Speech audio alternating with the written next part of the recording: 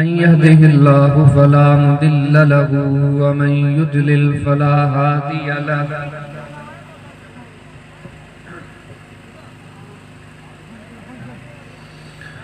وأشهد أن لا إله إلا الله وأن محمدا عبده ورسوله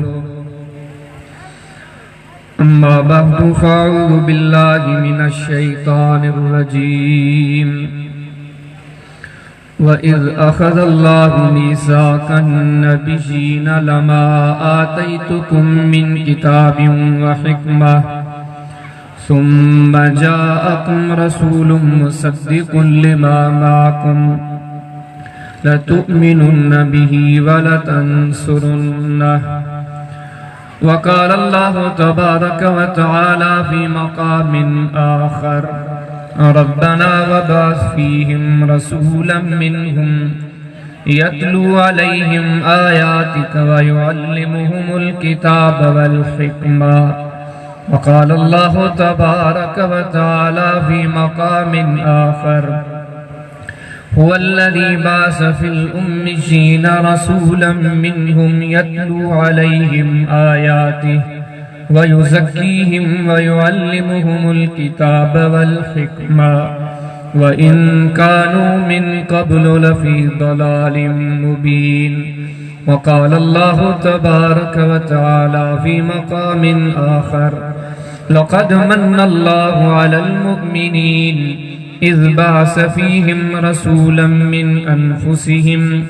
يتلو عليهم آياته ويزكيهم ويعلمهم الكتاب والحكمة وإن كانوا من قبل لفي ضلال مبين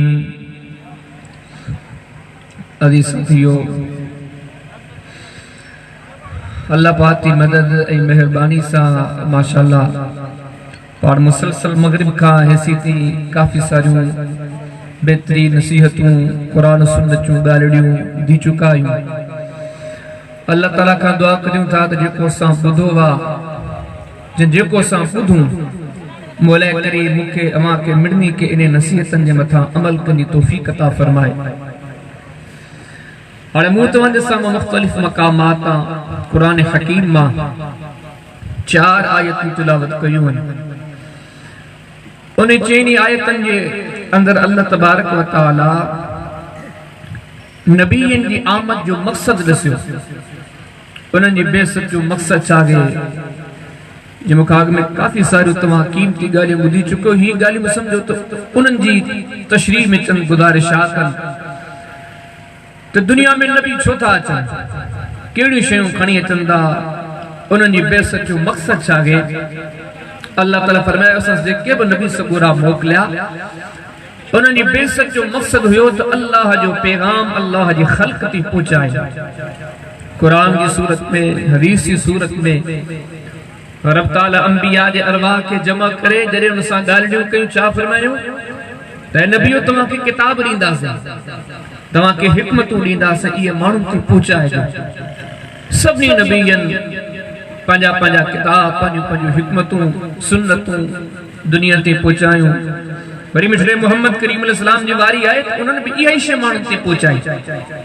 इब्राहिम अलैहिस्सलाम बैतुल्लाह तमीर करे दुआ घुरे मौला हाणे हिन क़ौम में उहो रसूल मबूस फरमा व युअल्लिमुहुल किताब वल हिकमा,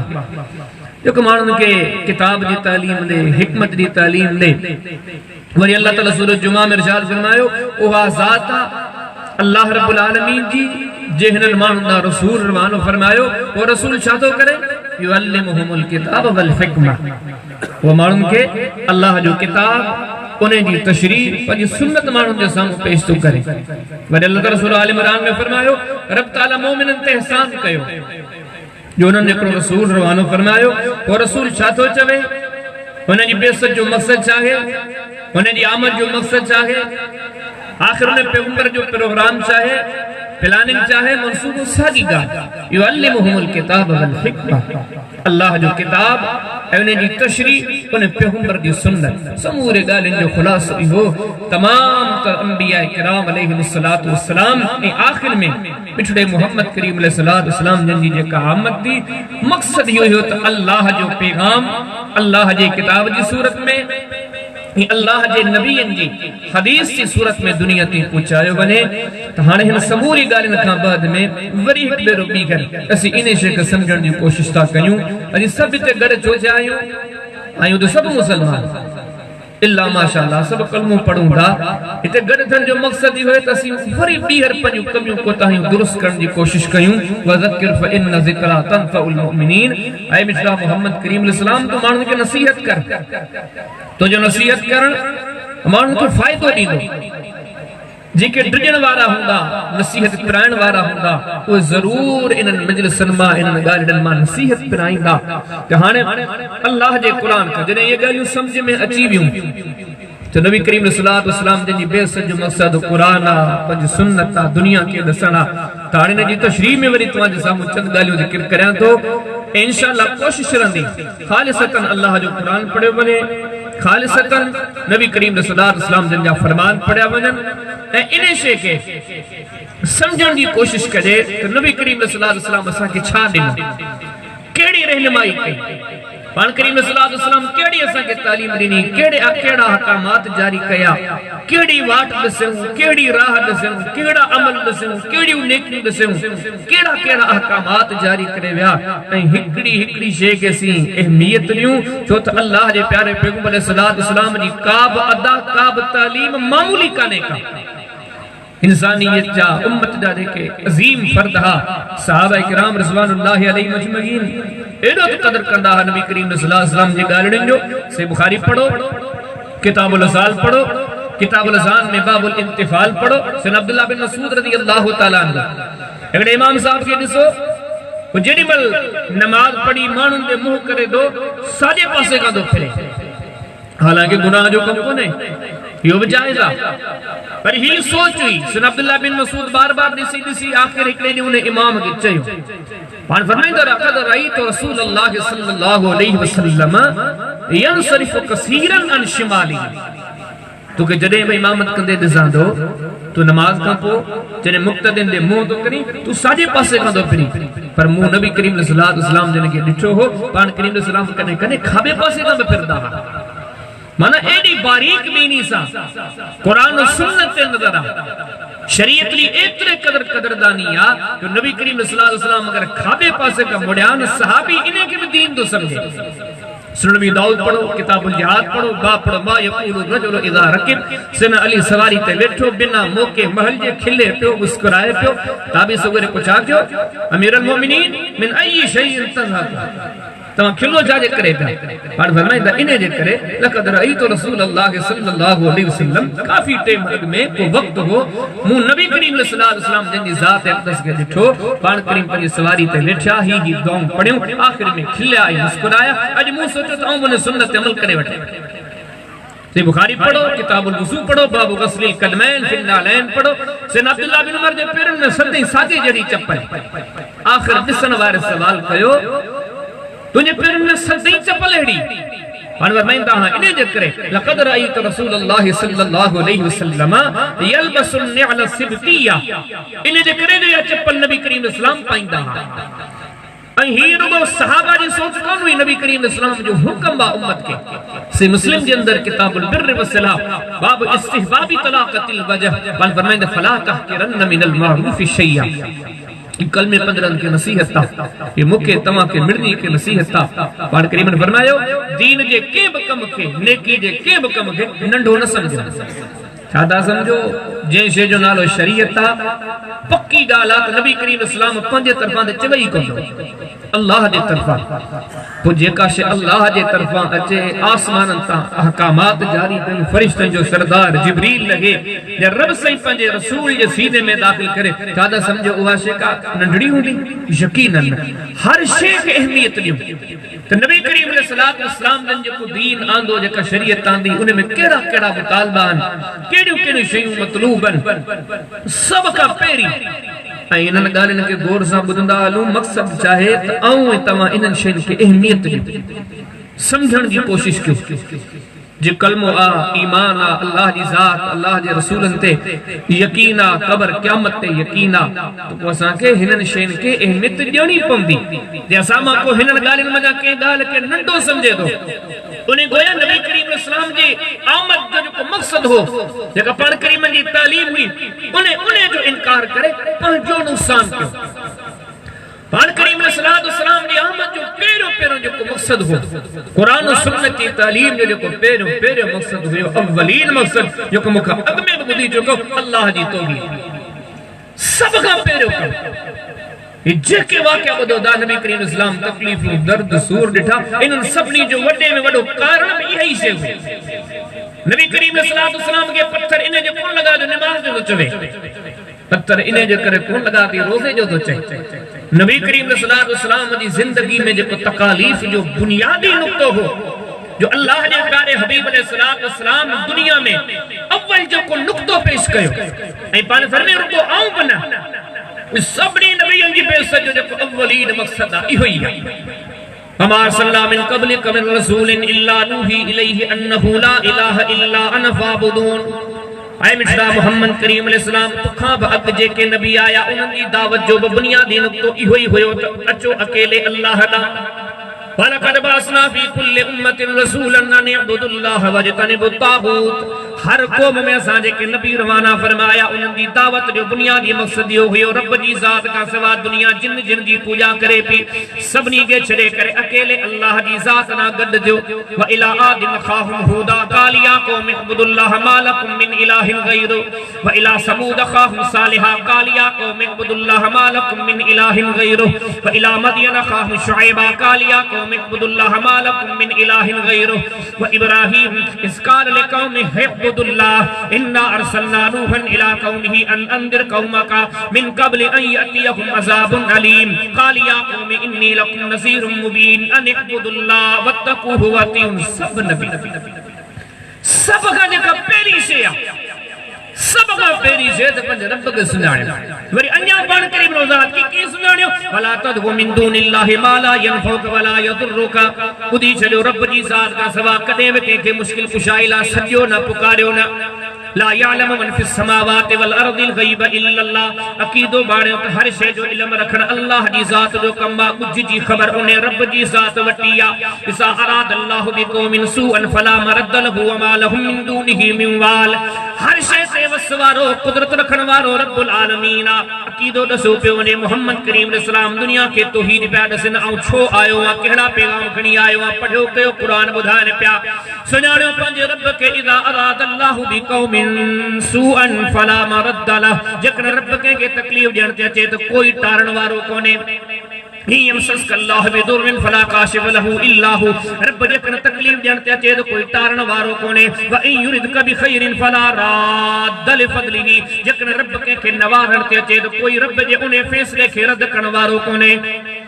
फ़हालुल लिमा युरीद जी चाहींदो आहे की कंदो आहे।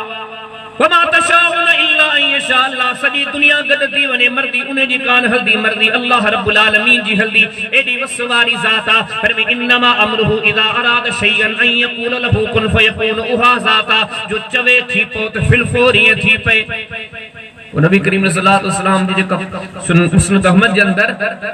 हदीस रबिया जी सीरीज में एवं सब हदीस आंदी, साहब ज़ुहर फरमाए तो वो ॾींहुं बि मूंखे यादि आहे। नबी करीम सल्लल्लाहु अलैहि वसल्लम बाज़ारनि में हलंदा पाण फरमाईंदा, या अय्युहन नास क़ूलू ला इलाहा इल्लल्लाह, या अय्युहन नास क़ूलू ला इलाहा इल्लल्लाह। पाण चवंदा त वञनि ॿियनि खे छॾियो, अचो अल्लाह जे दर ते, चो ला इलाहा इल्लल्लाह। फरमाए तो अहिड़ो माण्हू बि ॾिठमि, पाण करीम सल्लल्लाहु अलैहि वसल्लम हलनि पिया, हिकिड़ो माण्हू वरी पोयां आहे जंहिंखे ॿियो को बि कमु कोन्हे, फिलफोर ज़मीन ते झुके थो, पत्थर खणी वरी हणे थो, वरी थोरो अॻिते हली करे वरी पत्थर हणी करे ही पोयां पत्थराव कंदो पियो अचे। नबी करीम सल्लल्लाहु अलैहि वसल्लम जॾहिं पत्थर खाईंदा वञनि पिया, साहब ज़ुहर फरमाए तो नौ हुजां। उहो माण्हुनि खां पुछा कई ही केरु आहे? ॾिसो वियो त अॻियां मुहम्मद रसूलुल्लाह सल्लल्लाहु अलैहि वसल्लम आहे। ही जेको पोयां ही उन जो चाचो आहे, जेको चाचो हिन खे बार बार ज़मीन ते झुकी करे पत्थर थो लॻाए। पर नबी करीम सल्लल्लाहु अलैहि वसल्लम सभु पत्थर सहन पिया, पर ॿुधाइनि पिया त ही शइ उहा आहे जेका पत्थरनि जे करे बि कान छॾबी। सब का अव्वल अन्या पान करीम सल्लल्लाहु अलैहि वसल्लम वधिक वसात कई जो जे उन ज़माने में छा हुयो शिरक हर दौर में सादे जड़ो मुशरिकन जो ज़मानो हुजे यहूदियत जो ज़मानो हुजे ईसाईयत जो ज़मानो हुजे नबी करीम सल्लल्लाहु अलैहि वसल्लम जा फरमायो लान अल्लाहुल यहूद वन नसार यहूदी ने नसारन ते अल्लाह जी लानत छो इत्तखदु कुबूर अंबियाइहिम मसाजिदा रोगो अज तमा न दिसो ही कुबा ये कब्रों राज मुजाविर बनो बैठो वा मर्द बगद मायूं बगद बारड़ा बगद हर दौर में मुशरिकन यही कम कया बाल करीम ने सलाम फरमाया यहूद और नसारा ते अल्लाह दी लानत हुजे जो हन नबियन जी कब्रन के इबादत का उठाया गयो वो नबी करीम सल्लल्लाहु अलैहि वसल्लम ये गालियों ये अकीदा दसा ए हिकड़ी शे जी तरदीद कई खबरदार ही कम न कजो ये समझो असा की नसीहत हुजन सही मुस्लिम किताबुल जनाइज बाबुल नही अन तजसीसिल कुबूर नहा रसूलुल्लाह सल्लल्लाहु अलैहि वसल्लम अन युजस्ससल कुबूर नबी करीम सल्लल्लाहु अलैहि वसल्लम कब्रन के पक्के करन का मना कयो व अन युबना अलैहि उन जे मथा वडी वडी इमारतूं तामीर कयूं वजन इने का पान करीम सल्लल्लाहु जन मना फरमायो व अन युकाद अलैहि मुजाविर बणजी करे उन जे मथा वेही वजे नबी करीम सल्लल्लाहु अलैहि वसल्लम इने का मना फरमायो सही मुस्लिम किताबुल जनाइज बाबुल अम्र बितस्वियतिल कुबूर पान फरमाइंदा है अली जी या रसूल अल्लाह सल्लल्लाहु अलैहि वसल्लम उठ जे काब तो के तस्वीर नजर अचे जे काब तो के मूर्ति नजर अचे जे को तो के फोटो नजर अचे उन्हें के ड्राहे खत्म कर फड़ा कर मारई ते कब्र मुशरफन इल्ला सवैता काब तो के वडी कब्र नजर अचे उन्हें वडी कब्र के ड्राहे करे जमीन जे बराबर कर हर कम अल्लाह जे नाले सजो उन्हें के घुरो उन्हें का रुकू ने जेला सजदा उन्हें जेला अता के साहब जो गुरु आयो उसनद अहमद जी सन अब्दुल्लाह बिन अमर जी हदीस में चवन लगो या रसूल अल्लाह सल्लल्लाहु अलैहि वसल्लम कुकड़ी अगे बांस बासी ही तो फिलानी जाए ते बवाना जे मकाम ते कुर्बानी करी से सुन भी दाऊद अंदर हदीस मौजूद है कोड सारे किताबन में नबी करीम सल्लल्लाहु अलैहि वसल्लम ने फरमाया दे खबर उते भला के दौर में को मेलो ठेलो को काशे लगती हुई जा के बुतनी पूजा को कमकार साबी सगर एकड़ी एकड़ी शे जवाब ना अल्लाह जा रसूल काबशे काने पान घर में ठीक है काबशे काने वो तो खे इजाजत सब का जेका पेरी से आ अणिया गाल दसे दी जेकन हिकड़ो चतो तना कब्र वडी ठाया को तो जनो कब्र जो मुजाविर बन जा को तो जनो कब्र वारे के सजा को तो जो तना और कब्र वारे जी वनी उते मथा नजर न्याज कया डोर डगा लेटाया जे इहे गालियों कयूं गाल पट पईया उन नबी करीम सल्लल्लाहु अलैहि वसल्लम दी तालीम के समझो ही कोई सब का जेका पेरी गाल अल्लाह जी तो ही रब के सुनाने उन्हें का पियो मकसद चाहो जे के दुनिया जा किताब दुनिया जो गालियों दुनिया जा सब जलियो अचो अल्लाह जे कलाम रब जे कुरान जो कदर कयो नबी करीम सल्लल्लाहु अलैहि वसल्लम नबूवत 23 साल यकीन जानो गालियों सब को दिलन पर वडो दुख तो दे और तवा का तो पुछा नबी करीम सल्लल्लाहु अलैहि वसल्लम पर नबूवत 23 साल में खुतबा वडिना तकरीर में कयो मिंबरन पे माण्हू के छा बुधाइंदा मजलिसूं थींदियूं छा बुधाइंदा अल्लाह जो कुरान बीजे पंजी हदीस कुरान की तशरीह वरी ये गालियों दिसी वरी असा जे माशरे जे मोटो पोया मुहर्रम गुजरियो वा ये रबिउल अव्वल आयो वा वरी का जमात सानी पे अचे वरी रजब के याद कयो वरी शाबान के याद कयो असा वट 12 ही महीना मुसलमान वट किसे विंदो शेरो शायरी भी हले किसे विंदो किस्सा कहानी करामतू भी हलन किसे विंदो केड़ो मौजू असा नबी करीम सल्लल्लाहु अलैहि वसल्लम की आमद में हासिल चाहे नबी पाक सल्लल्लाहु अलैहि वसल्लम की जिंदगी में दुनिया की याशे नसीब अचो अल्लाह जे कुरान ना कर दो सबका वधीक सच्चो सिद्धो सुठो वासिक बेहतर हक दा वठी वजन वारो अल्लाह जो कलाम अल्हम्दुलिल्लाहिल्लज़ी अनज़ल अला अब्दिहिल किताब व लम यजअल लहू इवजा कुरान हर ऐब का पाका कुरानन अरबियन गैर ज़ी वजिल अल्लहुम यत्तकून ने कुरान ले गले तो जेमे कह भी किस्म जो टेड़ कोने कह भी किस्म जी कोताही कोने इन्नहु लक़ौलुन फसल हक कई बातिल दे विच में तफरीक मौलवी कोन कदा जी कुरान को कुरान कोले फैसला तबारकल्लज़ी नज़्ज़ल अल फुरकान अला अब्दिही लियकून लिल आलमीन नज़ीरा सच ई कूड़ जे विच में फर्क करण वाली से फरमाई अल्लाह जो किताब अल्लाह जो कुराना इन रब जे कुरान दे गले तो इन्नहु लतस्किरा कल्ला इन्नहा तस्किरा ये कुरान हिदायता कुरान नसीहता इन हुवा इल्ला ज़िक्रुल लिल आलमीन व मा हुवा इल्ला ज़िक्रुल लिल आलमीन सब का वडो नसीहत वारो किताब कुरान हकीमा या अय्युहन्नास क़द जाकुम बुरहानुम मिर रब्बिकुम व अंज़लना इलैकुम नूरम मुबीना है आसमान ता अल्लाह दे तरफा नाज़िल कइल नूरा व अम्मल लज़ीना आमनू बिल्लाह बिल्लाहि व तसमू बिही फसयुदखिलुहुम फी रहमतिन मिनहु व फदलिन व यहदीहिम इलैहि सिरातन मुस्तकीमा जेके कुरान सां जुड़दा उन्हनि खे हिदायत नसीब थींदी कद जाकुम मिनल्लाहि नूरुन व किताबुन मुबीन यहदी बिहिल्लाहु मन इत्तबा रिदवानहु सुबुलस सलाम व युखरिजुहुम मिनस ज़ुलुमाति इलन नूर व यहदीहिम इला सिरातिन मुस्तकीम पर में कुरान तमा के राहे मुस्तकीम ना वठी वेंदो अलिफ लाम मीम किताबुन अंज़लनाहु इलैका लितुखरिजन नास मिनस ज़ुलुमाति इलन नूर बिइज़्नि रब्बिहिम इला सिरातिल अज़ीज़िल हमीद उन इज्जत वारे शान मान वारे गालिब रब जे दरदा तवा के ही कुरानी वठी वेंदो इने कुरान सां जुड़ी पाओ लक़द अंज़लना इलैका आयातिन मुबय्यिनात वल्लाहु यहदी मन यशाउ इला सिरातिन मुस्तकीम पर में तवा कुरान जे वेजा चो ही कुरान तवा के हक ना वठी वेंदो इन हाज़ल कुरान यहदी इलल हक ही कुरान तवा के हक जी तरफ रहनुमाई कराइंदो ही कुरान तवा के कामयाबी कामरानी ना वठी वेंदो ए वही कोने जो कुरान के सब आयतूं नबी करीम इस्लाम जे ज़माने ले जेड़ो कुरान जो इने जमाने में वकार पर में क़यामत की कुरान जो वकार सब ही रहंदो इनमें का भी तब्दीली कानी दी इन्नहु लकिताबुन नज़ीर ही वडी इज्जत वारो वडो गालिब किताबा ला यतीही बातिल मिन बैनि यदैहि वला मिन खल्फिही तंजीलुम मिन हकीमिन हमीद सारी दुनिया गड दी वने पर हिन किताब के तब्दील नथी करे सके इन्ना नहनु नज़लना ज़िक्र व इन्ना लहु लहाफ़िज़ून इनके असा नाज़िल कयो वा इन्ही असन किताब जा असीन के बा नाहियो वतलु मा ऊहिय इलैका मिन किताब रब्बिक ला मुबद्दिल लिकलिमातिही इन किताब के को फर्द तब्दील न तो करे सके ही क़यामत इन अलैना जम्महु व कुराना ज़ाहिरी तौर ते दुनिया में छपजे पियो दुनिया में पढ़ियो वने पियो पर रब फरमाया तो इने जे पढ़न जा असी मुहाफिज आयूं इने के जमा करन जा असी मुहाफिज आयूं इन्हें अल्लाह जे कुरान से जुड़ी वनो मन आरद अनहु फइन्नहु यहमिलु यौमल क़ियामति विसरा खालिदीन फीहि वसालहुम यौमल क़ियामति हिमला पर में जिन कुरान के जदो क़यामत जे दी वडा बोझ पान सा गड खणीदा मन आरद अन ज़िक्री फइन्न लहु मईशतन दंका व नहशुरुहु यौमल क़ियामति आमा पर में जे कुरान के छड़े करे जिंदगी गुजारेदा क़यामत जे दी साइन के अंधो करे उठारींदा से काल रब्बि लिम हशरतनी आमा वक़द कुंतु बसीरा वो रब जे हुजूर सवाल कंदा अल्लाह दुनिया में दिसदा से अज अंधा छा जेले चादे पर मेरन के चविंदो काल कज़ालिका तत्क आयातुना तवा वट असा जो आयतूं आयूं असा जो कुरान पढ़ियो वियो दुनिया सॼी के खुश करे आयो दुनिया वारन जो गालियों तो वठी आयो पर तवा जे नजर में असा जो कुरान कमजोर हो असा जे कुरान के तवा छडे दिनो तवा दुनिया में कुरान विसारे वडी क़यामत में असा तवा के विसारे छडियो अल्लाह जी तौहीद के सुञाणियो तो रब जे कुरान दे चो उन्हें का मुकद्दम तरीन शे जानियो मिसले मोहम्मद करीम अलैहि सलाम जी सुन्नत के जी कुरान महफूज आ ये सुन्नत महफूज आ सहाबा किराम नमाज पढ़दा हा अकीदा अमल मामलात मसाइल आम का आम मुसलमान का पूछो कोई अमल कंदा हा किथा सिखंदा हा जवाब मिले दो नबी करीम अलैहि सलाम का वरी बियो सवाल तवा कयो उन्होंने ये सब कम कया नबी करीम अलैहिस्सलाम के दसी करे छा भला अज हुए हदीसों गुम थी वियो छा उहे रिवायतूं अज गुम थी वियो आम मुसलमान जदो न जेके अमल सहाबा किराम नबी करीम अलैहिस्सलाम के दिठा उहे कयो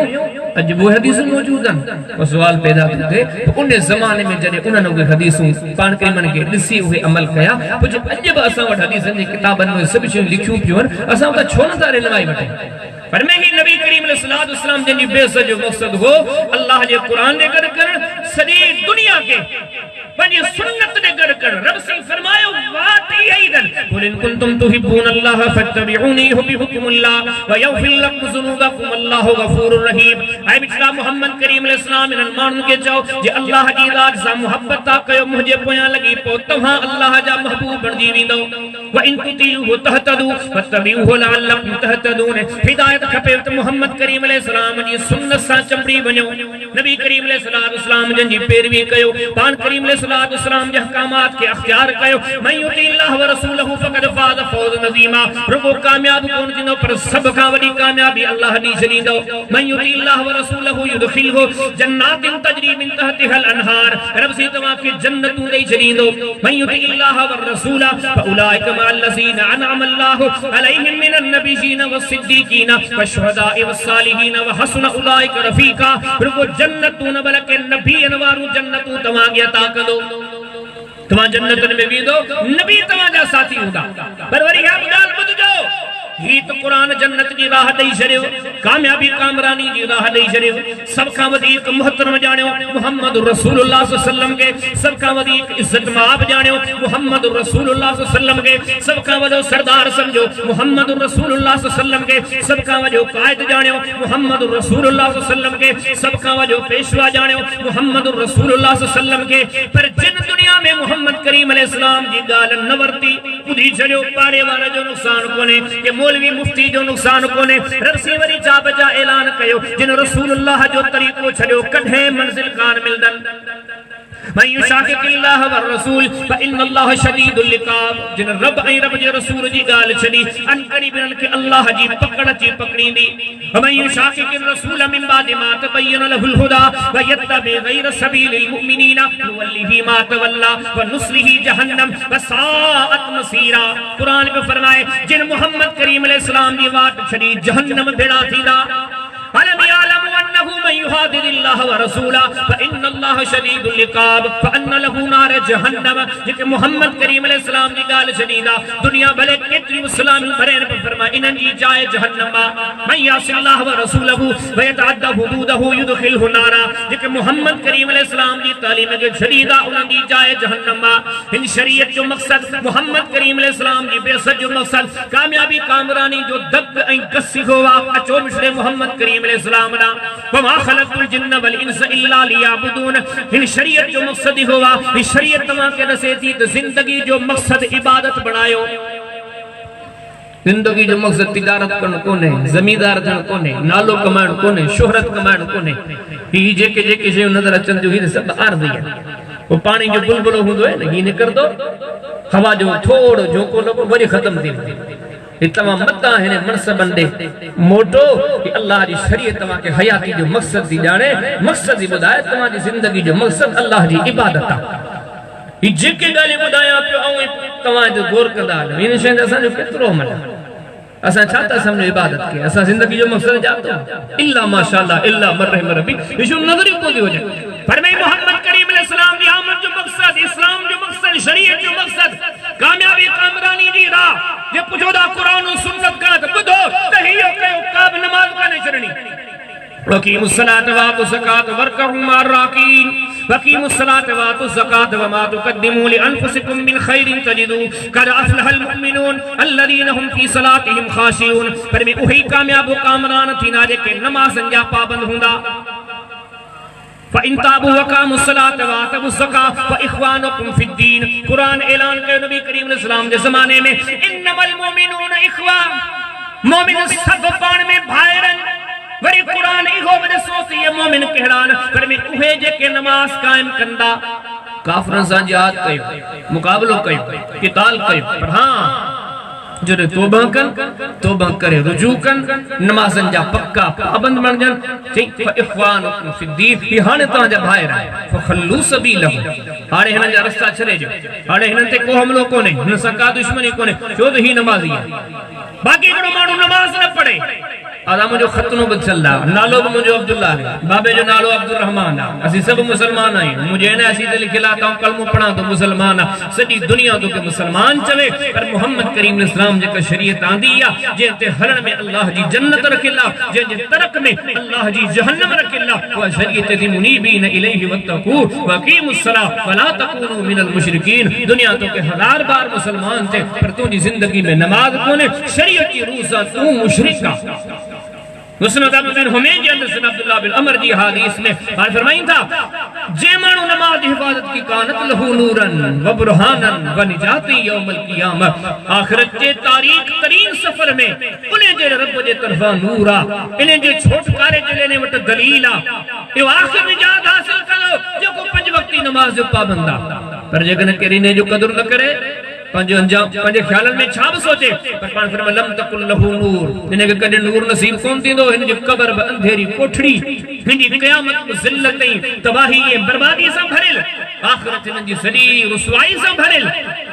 वला निजात हिन के कदे निजात नसीब कान थींदी। पाण फरमाईंदा एड़े किस्म जा माण्हू जॾहिं क़यामत जो ॾींहुं थींदो, क़बरूं खुलंदियूं, दुनिया गॾु थींदी,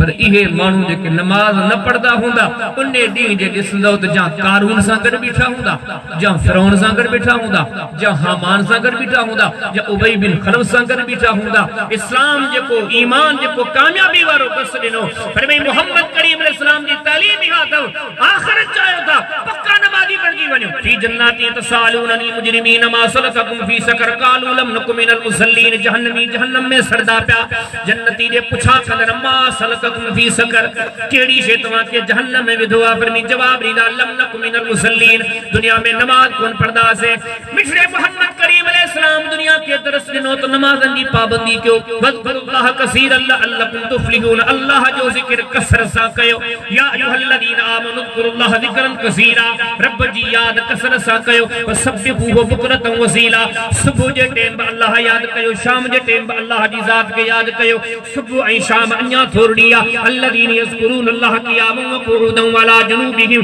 व यतफक्करून फी ख़ल्क़िस समावाति वल अर्द। मिठड़े मोहम्मद करीम अलैहिस्सलाम जी आंदल शरीयत जाता बेदार, इन शरीयत के मञण वारा, सुहिणी ऐं सुठी मंज़िल माणण वारा, इज़्ज़त ऐं रुतबा ऐं दर्जा माणण वारा उहे माण्हू आहिनि। पर मुंहिंजे पीछल ॾिसंदो न तॾहिं उन्हनि जी ज़ुबाननि ते अल्लाह जी याद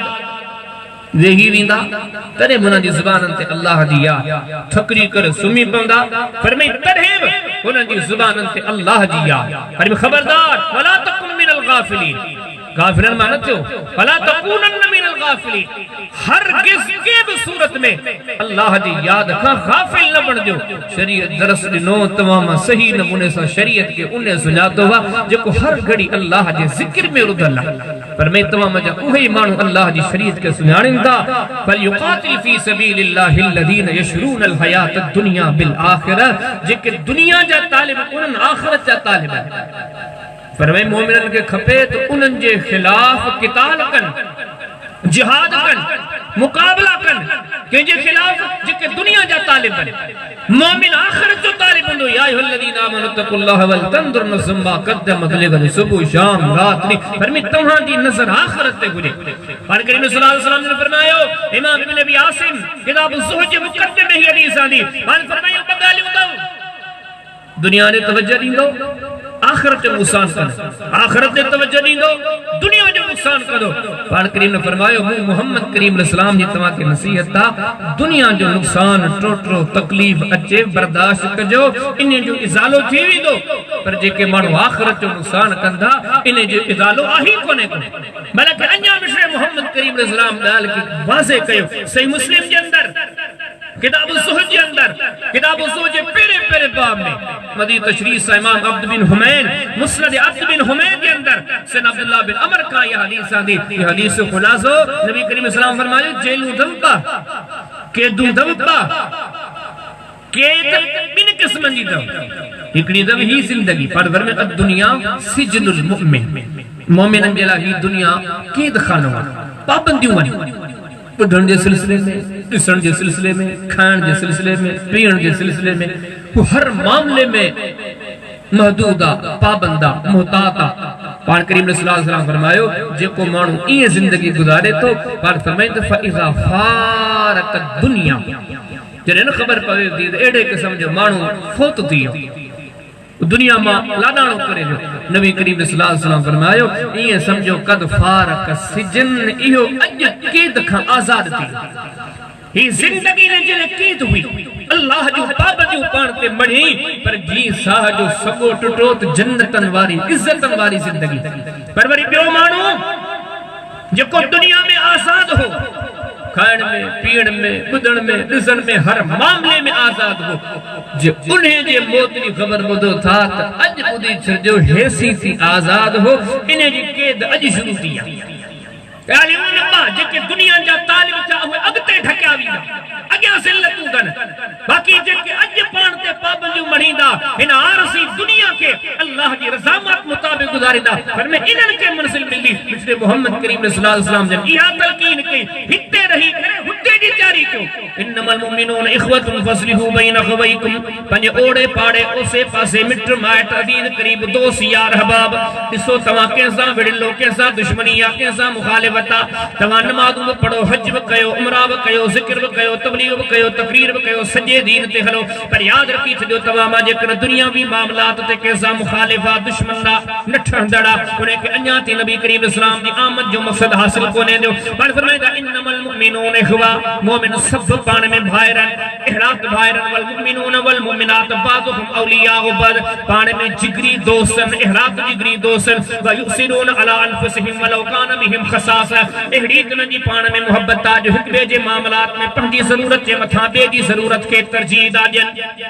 इन्नमा वलियुकुम अल्लाह व रसूलुहु वल्लदीन आमनु अल्लदीन युकीमून सलात व यूतून ज़कात हिकड़े हिकड़े फर्द सा गोया अल्लाह जो कुरान मुखातिबा ओ बानाबुद इन्नमा वलियुकुम अल्लाह तवा जो अल्लाह दोस्ता व रसूलुहु उन्हें जो रसूल दोस्ता वल्लदीन आमनु उन्हें का इहे तवा जा दोस्तन जे के माशरे में मोमिन रहंदा तौहीद दे बुनियाद ते अकीदे दे बुनियाद ते तवा पाण में भायर थी करे रहो जे कना कलमो पढ़ी करे पाण में इख्तिलाफ इंतशार दावतू बगावतू रखो दा याद रखी छजो तवा मोहम्मद करीम इस्लाम दी वाट ते हलदड़ आही कोन को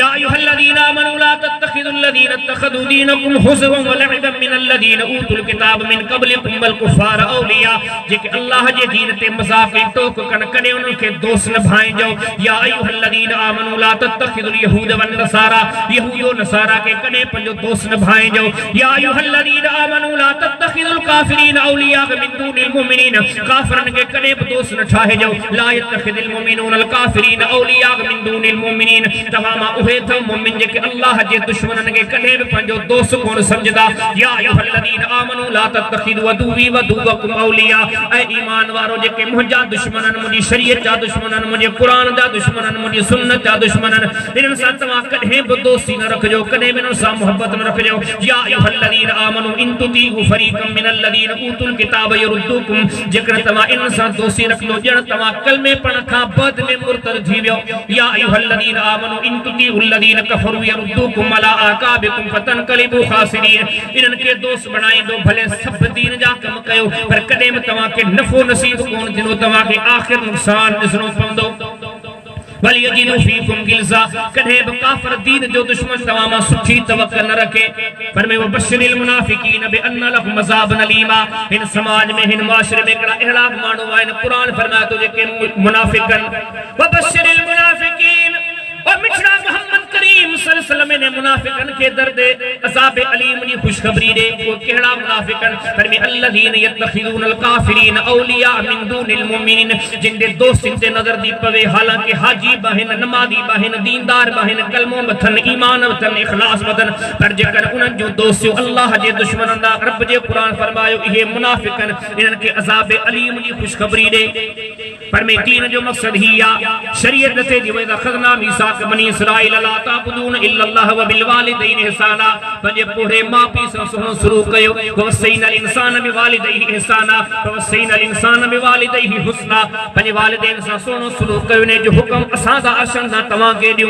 केतरो सुनो शुरू कयो वकदारत कल्ला ताबुदू इल्ला इयाहु व बिल वालिदैन ihsana ही तुझे रब जो फैसलो बात बंदगी उन्हें जी थींदी पर उन्हें जी बंदगी का बाद में उठड़े मां पी सा सुनो शुरू कयो केतरो सुनो शुरू कयो इम्मा यबलुगन इंदकल किबर अहदुहुमा औ किलाहुमा फला तकुल लहुमा उफ़्फिन वला तनहरहुमा व कुल लहुमा कौलन करीमा उनके उफ़ तक ना के चवणो हर वक्त उन जे सामू ॻाल्हायो तो सुहिणी ॻाल्हि चओ वक़्फ़िर लहुमा जनाह ज़ुल्ल मिनर रहमा हर वक्त उन जे सामू अदबी एहतराम सां बींदा कयो अन्या मशहूर हदीस इमाम बुखारी बिर्रुल वालिदैन में मुख्तलिफ असानीस सां दी नबी करीम सल्लल्लाहु अलैहि वसल्लम ने सहाबी सगरे पुछा कि साईं मोते सब का घणो हक केंजो आ थी उहे दीन जो गालियों उहे मामलात जिन से तवज्जो ही कोंदा जी नबी करीम सल्लल्लाहु अलैहि वसल्लम का पुछा कि सब का घणो हक पाण घर में तुजी अम्मड़ जो साहबी सुगर पुछा को साईं पो पाण घर में वरी भी तुजी अम्मड़ जो पाण ने हदीस से गौर कयो ये हदीस दसे थी तमा किथे बायो की बायो पर बुधो तमा पंजे ज़हनन में इया शे बिहारे छडियो तमा जे मथा घणे का घणो हक तमा जी अम्मड़ जो अम्मड़ का पोए पी जो उन का बाद में बिया मामला ईमान सा सोचे करे तमा गौर विचार कयो हिन माशरे में कितरा मानू रहंदा जेके ज़ाल के औलाद के पो रखन अग्या पई अमड़ के रखन इल्ला माशाअल्लाह भला भला दीनदार मानू ईमानदार मानू वनी करे दिसनो अव्वल दर्जो उनन दी नजरन में घरवारी जो पट सट करे पूरत करनी या अव्वल दर्जो औलाद के ॾियणो केतरा हन जेके पंहिंजे घर जी चौदीवारी में उन्हनि जी सब खां अव्वल नज़र पुतल हुजे पंहिंजे बुढ़ड़े पीउ ऐं पंहिंजी बुढ़ड़ी अम्मा ते हिकिड़े माण्हू सॼे दीन ते पंहिंजे माम में अमल कयो पर घर जी चौदीवारी में हुन जी नज़र में अव्वल उन जी ज़ाल अव्वल उन जो औलाद मूंखे ॿुधायो मोहम्मद करीम इस्लाम जी तालीम ते किथां अमल कयो नबी करीम सल्लल्लाहु अलैहि वसल्लम ने तरतीब दसी वरी पाण करीमन मिसाल बना मशहूर हदीस सही बुखारी जी किताब अहादीस अल अंबिया जी बनी इस्राइल जे ज़माने जो पाण करीमन मिसाल लेनो हां घर में इहा तरतीब अल्लाह के बणे थी अल्लाह जे दर ते पाण के बनाइण ता चाहियो पंहिंजे वजूद ते सुबह खां ही पंहिंजे घर जे अंदर इहा तरतीब जोड़ियो या तरतीब रब के एडी तो बणे थी उहे जवान हा गार में फांसी पिया वन में हिकिड़ो जवान गार में फातो पियो आहे ॿियो बि फातो पियो आहे टियों बि फातो पियो आहे हाणे गार में की निकिरे याद है दुआ गुरु नबी करीम सल्लल्लाहु अलैहि वसल्लम फरमाइंदा हिकिड़े दुआ घुरी मुंहिंजा अल्लाह तू मुझे मामलात का वाकिफ आहे जंग में बकरियूं चारींदोस पोइ खीर खणी करे शाम में वापस ईंदोस मुंहिंजी तरतीब इहा हूंदी जॾहिं ईंदोस पहिरियां पहिरियां खीर पंहिंजे बुढ़ड़े वालिदैन खे पियारींदोस पोइ बाक़ी घर वारा और दुआ पे करे वो दुआ सा नबी करीम सल्लल्लाहु अलैहि वसल्लम का और फरमाइंदा उन माण्हू दुआ करे मुंहिंजा मौला हिकिड़ो अहिड़ो ॾींहुं बि आयो ऐं थोरो देर सां आयसि मुंहिंजा बुढ़ड़ा माउ पीउ निंड में सुम्ही पिया खीर दांगम पर हाणे ॿई सुता पिया मुंहिंजा मौला ॾिठमि तो मुझे ॿिया ॿारड़ा मौजूद आ मुझे घर जा ॿिया फर्द मौजूद आ उहे मूंखे खीर ले पुकारीन पिया सॾीन पिया तो बाबा खीर असां के ॾे पर मुझो न मुंहिंजी तरतीब इहा न पहिरियां ही पींदा पोइ ॿिया पींदा मुंहिंजा मौला तू ॼाणींदो मुनखे जाॻाइण बि गवारा कोन कयो खीर खणी करे बिही वियुसि इंतज़ार न होसी जाॻन शुरूआत हितां करणी आहे असां शुरूआत किथां था कयूं शुरूआत हितां करणी आहे तव्हां जो खीर खणी करे अॼु इंतज़ार कयो राति सॼी गुज़री वई सुबुह जो टाइम थी वियो पर मूं पंहिंजी तरतीब कान बदिलाई इब्तिदा हितां करणी आहे मुंहिंजा मौला जी इहो कमु मुंहिंजो तुंहिंजे दर ते पसंदि आयो तिन गार जे मुंह ते जेको पत्थर पइजी वियो आहे इन पत्थर खे तव्हां हटा नबी करीम इस्लाम फरमाईंदा हिन जी दुआ पूरी थी अल्लाह उन गार जे मुंह तां उहो पत्थर हटाए असां खे ॾसो पियो वञे ही शरीयत जी तरतीब आहे ही अल्लाह जी ॾसियल तरतीब आहे ही अल्लाह जे वणदड़ पाननि जी निशानी आहे त घर जी चौदीवारी में सब बाद में अव्वल झूनी अम्मड़ उन खां बाद में बाबो आहे उन खां बाद में ॿिया असीं ॿिया सभु कम कयूं था हिते जॾहिं पहुचूं था त मामलात था पर में अल्लाह जे दीन जो मक़सद आहे जॾहिं ॻाल्हायो जिथे ॻाल्हायो जेका ॻाल्हि कयो इंसाफ़ ते तव्हांजी ॻाल्हि मबनी हुजे कुल अमर रब्बी बिल किस्त ओ मिठड़ा मोहम्मद करीम अलैहि सलाम तू माण्हुनि जे साम्हूं ऐलान कर अमर रब्बी मूं मोहम्मद करीम अलैहि सलाम खे पाबंद कयो वियो आहे बिल किस्त जॾहिं बि ॻाल्हि कयां इंसाफ़ वारी ॻाल्हि कयां या अय्युहल्लज़ीन आमनू कूनू क़व्वामीन लिल्लाहि शुहदा बिल किस्त पर मेरे को मोहम्मद करीम अलैहि सलाम ने क़यामत ॾींहुं सभिनी मुसलमाननि खे पाबंद कयल आहे या अय्युहल्लज़ीन आमनू कूनू क़व्वामीन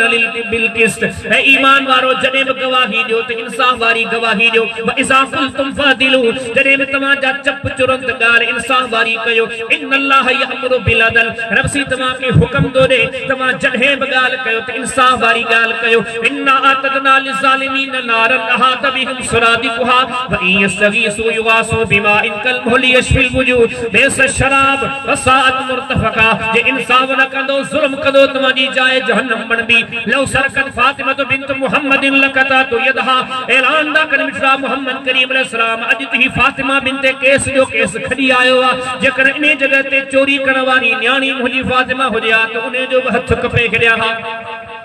जेके तमाम मंजिलूं माण्हू चाहिंदा इंसाफ़ कर किथे आज़ाम इंसाफ़ वो हुजे पंहिंजे पुट ते गवाही दे खानदान वारे ते बिरादरी वारे ते पार्टी वारे ते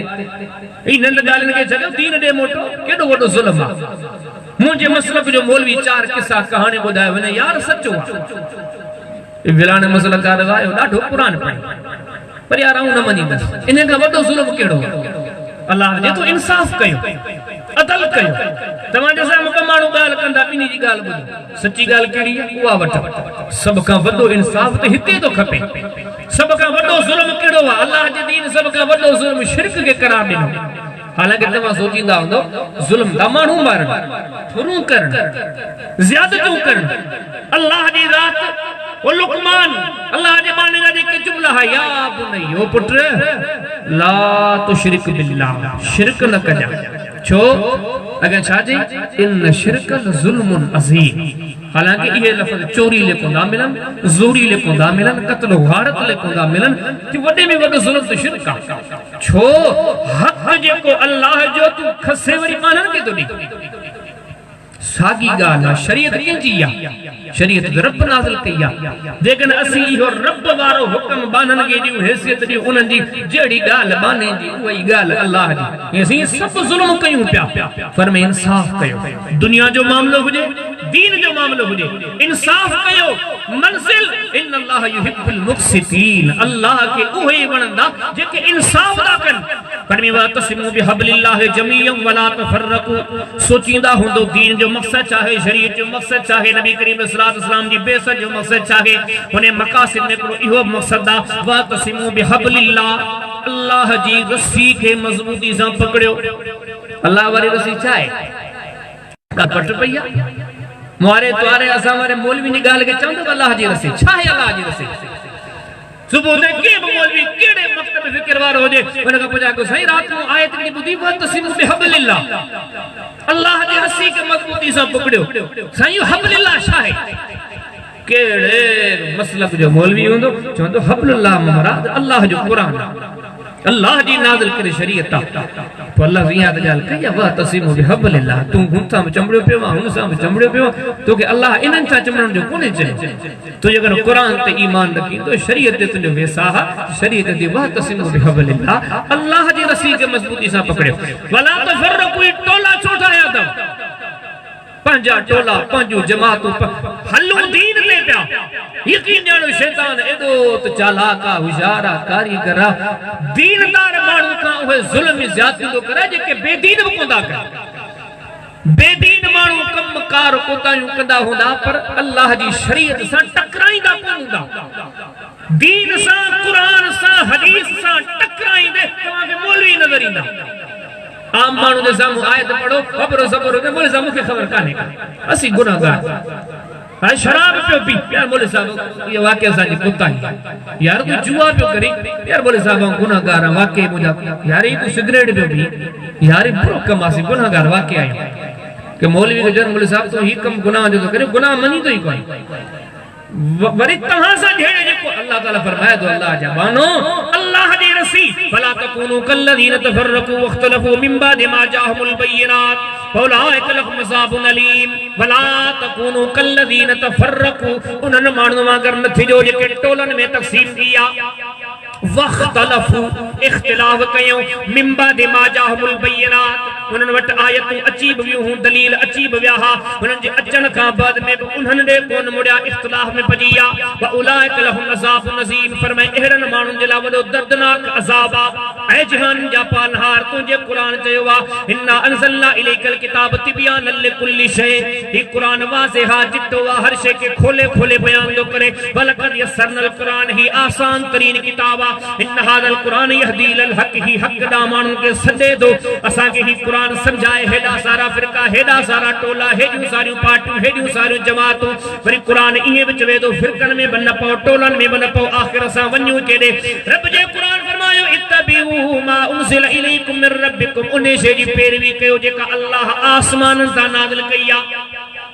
यकीन जानो कुरान खोले खोले कड़ी से बयान करे तो इत्तबिऊ मा उनज़िल इलैकुम मिन रब्बिकुम फला तत्तबिऊ मिन दूनिही औलिया सूरह आराफ पहिरों पहिरों रुकुआ इन दीन जो मकसद चाहे नबी करीम इस्लाम जी आमद जो मकसद चाहे दुनिया के पैगाम केड़ो पे मिले उन्हें से जी पैरवी कयो जेका शे आसमान ता नाज़िल थिया वला तत्तबिउ मिन दूनिही औलिया उन शे के छडे कढे बे पासे न वणो सोची दा हलो आसमान ता छा लथो वा आसमान ता केड़ी शे नाज़िल थिया पर मेरे को तमाले हुक्म कोने मिस्टर मोहम्मद करीम अलैहिस्सलातु वस्सलाम के असा इन शे जो पाबंद कयो वा इत्तबी मा उनज़िल इलैका मिन रब्बिक मोहम्मद करीम अलैहिस्सलाम जो इल्म आला अकल आला फहम आला फिक्र आला सीरत आला सूरत आला किरदार आला अखलाक आला जे जात जेड़ो न को आयो न को इंदो न को जायो न को जमदो सारी दुनिया में आला ई अरफा सब का वडे मकामी मनसब वारो पर उन्हें के भी कोन चे वो जी तुझे दिल में अचे इए कर जी तू बेहतर समझी इए कर फरमाइना इत्तबी मा उहिया इलैका मिन रब्बिक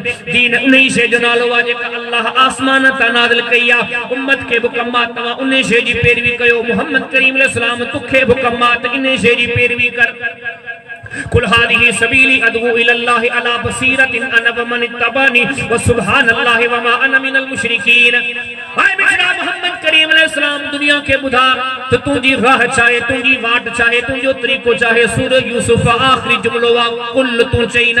हादिही सबीली ही थो मुजी राह मुजी वाट अदऊ इलल्लाह रब जी जात ले सजा दो पर उन में वडे में वडी गाल केड़ी थव अला बसीरतिन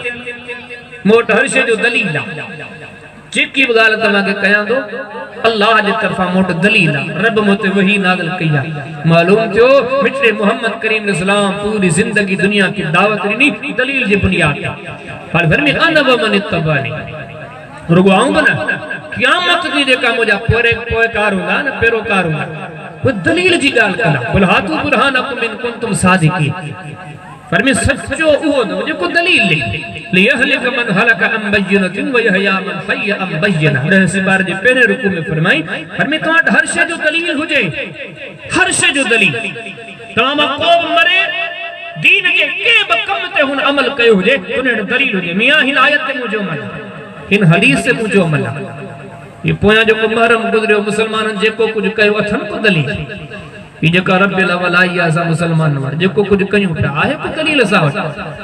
ही वणो मस्जिदन में मौलविन का तौर तरीका पुछा के बैठा नमाज में विचन में गिरा ठंजा फासला सुभाणे सिरी खेरन जो रे के मौलवी साहब का पुछा के साईं हुन मस्जिद में ठंड पैर पैर से मिलायो बैठा मौलवी साहब का पुछा के मने तो ये हदीस